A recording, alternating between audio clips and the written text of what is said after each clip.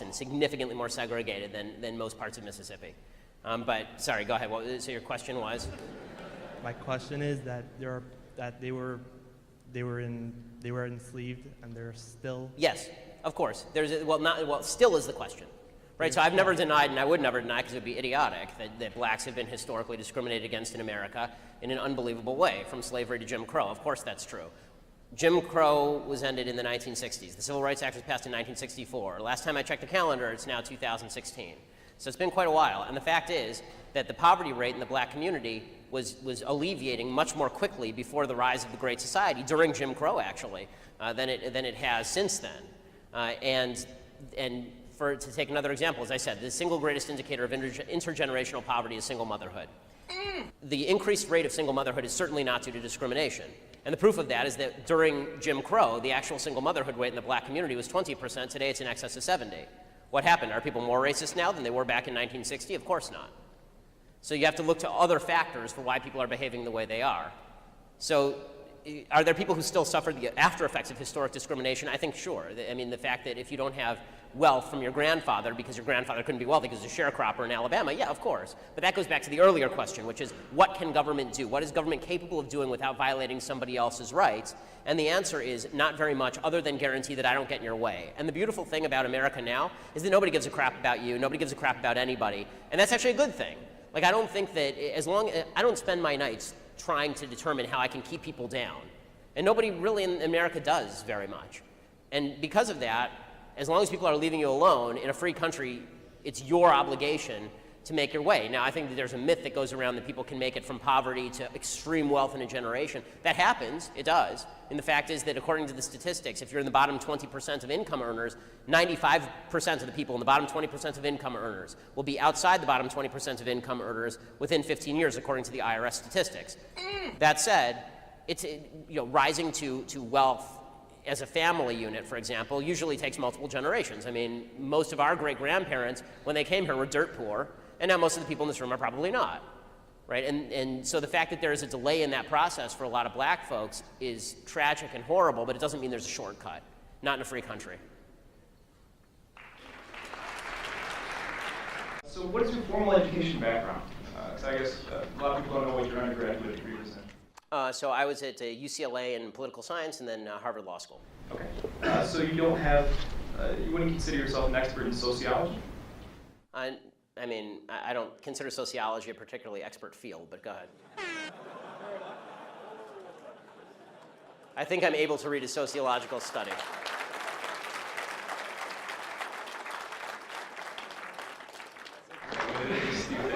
Study, but so you're not necessarily an expert. Yes, there are lots of fields of study. Right. Well, what I'm getting at is there's a lot of topics. Let's put it this way, I know a lot less about welding than I do about sociology.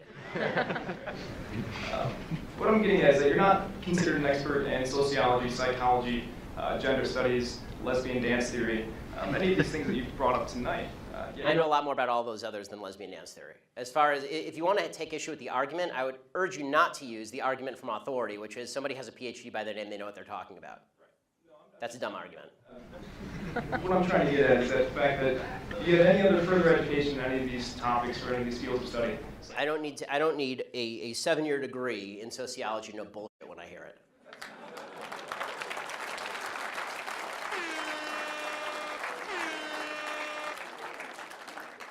And granted, that's your opinion. Right, because I'm here, yeah, giving it.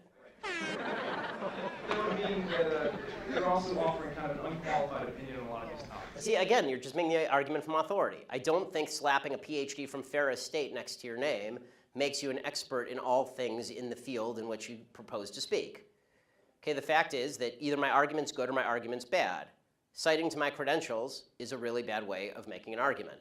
It's like it's actually the equivalent of, it's so funny, when people do this, it's the equivalent of actually a religious person saying, citing to the Bible for an argument. I'm a very religious person, right? I mean, see this? It's the yarmulke, okay? I'm a religious person, okay? I never cite to the Bible. The reason I don't cite to the Bible is because that's an argument from authority. Okay, you may not believe the authority to which I'm citing. I don't believe the authority to which you're citing. So you're going to have to make me an argument as to what I'm saying that's wrong instead of just saying I don't have the properly enumerated degree from the institution of your choice. I'm merely citing academia. If you haven't done any significant study or any type of educational you haven't, established yourself as a PhD or a doctorate in any of these programs, so how can you make a qualified opinion on any of these topics is my question. Because I have read the studies and I can have an opinion on them. And that's your opinion, and mine was just stated, so thank you. Yes, that was my opinion. What you just said is one of the most insanely idiotic things I have ever heard. At no point in your rambling, incoherent response were you even close to anything that could be considered a rational thought. Aren't you insulting all the intelligent people here and the 80% of African Americans who are Democrats by claiming that the current Democratic Party has anything to do with that Dixiecrat party from 50 years ago that was trying to stop them from voting? Aren't you conflating the word Democrat with progressive? They have utterly nothing to do with each other. The current Democratic Party has absolutely none of those values from 50 years ago, and you're pretending that they are guilty of something. Aren't you trying to claim that Jesse Jackson is a dupe and shouldn't be supporting the Democratic Party because Abraham Lincoln was a Republican and freed the slaves?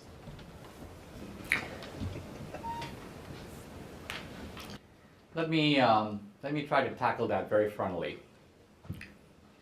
First of all, probably the biggest thing going for the big switch that I mentioned earlier are two facts, both of which are very powerful.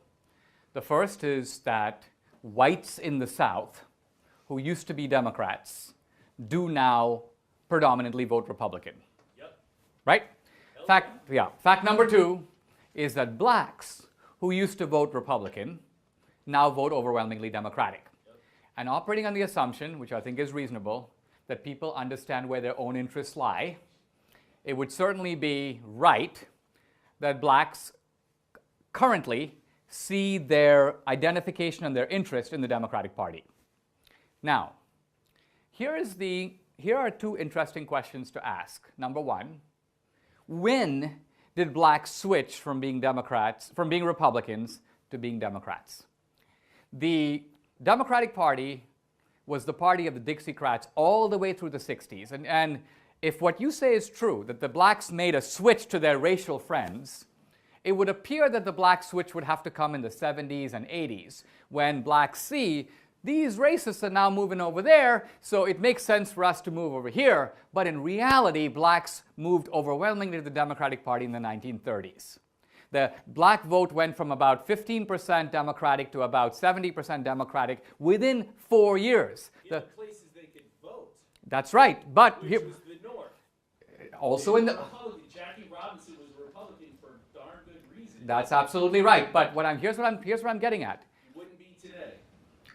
Well, we can debate Jackie Robinson because it's always difficult to know what dead people would say. If Martin Luther King were alive today, Martin Luther King isn't alive today. Okay, but here's the point I'm getting at.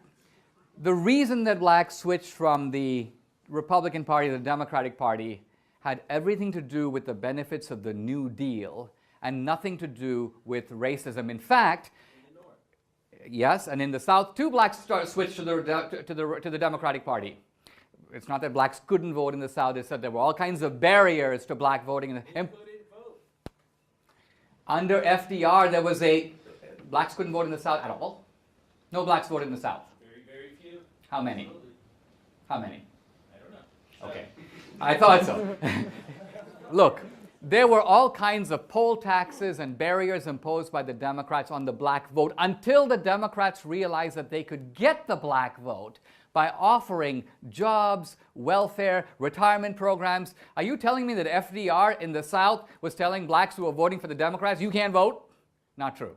Not true. Blacks in the North and the South switched to the Democratic Party because of New Deal benefits. Many of them were very sad about doing it because they were leaving the party of emancipation and Lincoln and flinging themselves into the party of the Ku Klux Klan and the Dixiecrats who were in the South and were in the Democratic Party. Exactly. So what I'm saying is it was a Faustian bargain in which you get economic benefits and at the same time you're in bed with the racists and you're on your own team.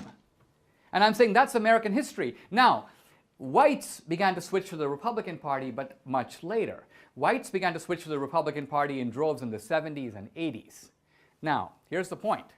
If you look at racial opinion in the South, and there's a voluminous body of data on this, as racism in the South dramatically declines, the Southern identification with the Republican Party begins to increase. There's an opposite track. Racism is declining in the South, and whites begin to move to the Republican Party. In fact, two scholars who've written a book about this trace that the least racist Southerners all became Republicans. That the poor white racist Democrat never became a Republican. He was a dug-in Democrat to the end of his days. So the Democratic Party remained the party of racism. And as the South became less agrarian, more prosperous, industry came to the South, the post-industrial society, the Republican appeal of equal opportunity, free markets, prosperity, appealed to Southerners. And that's why they... So what I'm getting at is that the progressives have sold the South on a guilt trip. Even this whole thing about, the Civil War was really about slavery and the South did slavery.